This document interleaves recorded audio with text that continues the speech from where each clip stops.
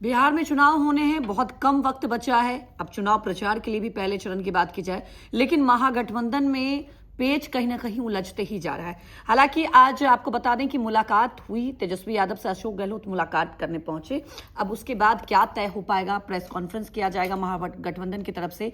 हो सकता है उस प्रेस कॉन्फ्रेंस में बताया जाए कि सीएम चेहरा कौन होगा, लेकिन ये कांग्रेस को समझना होगा कि आपकी मजबूरी है तेजस्वी यादव।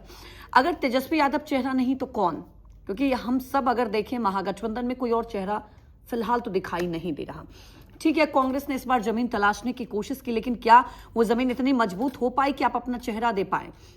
अगर कांग्रेस की बात की जाए, एक वक्त था मुस्लिम वोटर, स्वर्ण वोटर, जी हां, स्वर्ण वोटर भी कहीं ना कहीं कांग्रेस के साथ है, लेकिन 2000 के बाद परिस्थितियां बहुत बदल गई। 2000 में सोनिया गांधी ने यहां पर आरजेडी के साथ गठबंधन में चला तो कहीं ना कहीं इनका वोट बैंक खिसकते चला गया। और सबसे बड़ी बात, दरभंगा में जब 1990 में आपको बता दें दंगा हुआ था, उसके बाद से मुस्लिम वोटर भी खिसकते चले गए आरजेडी की तरफ। तो कांग्रेस की बात की जाए तो अब 90 के बाद से धीरे धीरे जनाधार कम होने लग गया। और स्वर्ण वोटर की बात करें तो बीजेपी की तरफ खिसकने लग गए। एक वक्त था जब स्वर्ण वोटर भी कांग्रेस के साथ थी, लेकिन जब बीजेपी का ऑप्शन दिखाई दिया तो बीजेपी के साथ स्वर्ण वोटर वहां पर चले गए। तो अब सवाल उठता है कि जो परिस्थिति है और जो स्थिति है, तो कांग्रेस के लिए मजबूरी है। और क्योंकि अब बहुत वक्त कम बचा है, अब जो भी राजनीतिक एक्सपर्ट हैं वो तो यही कह रहे हैं कि यही वक्त है आपको समन्वय बनाने का। डैमेज बहुत हो चुका है क्योंकि एनडीए अपना चुनाव प्रचार करने में लगी हुई है।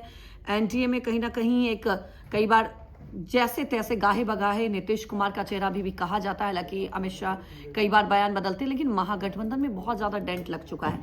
तो अब कांग्रेस को ये अलार्मिंग वक्त है, आपको चेहरा बताना पड़ेगा क्योंकि आपके पास कोई और फिलहाल तो ऑप्शन दिखाई नहीं दे रहा है। तो बिहार चुनाव की बात करें, दिलचस्प होता हुआ तो जरूर दिखाई दे रहा है अगर अभी भी मैनेजेबल हो जाए। क्योंकि एक तरफ आप देखिए असदुद्दीन ओवैसी की बात की जाए तो वो भी चुनावी मैदान में है।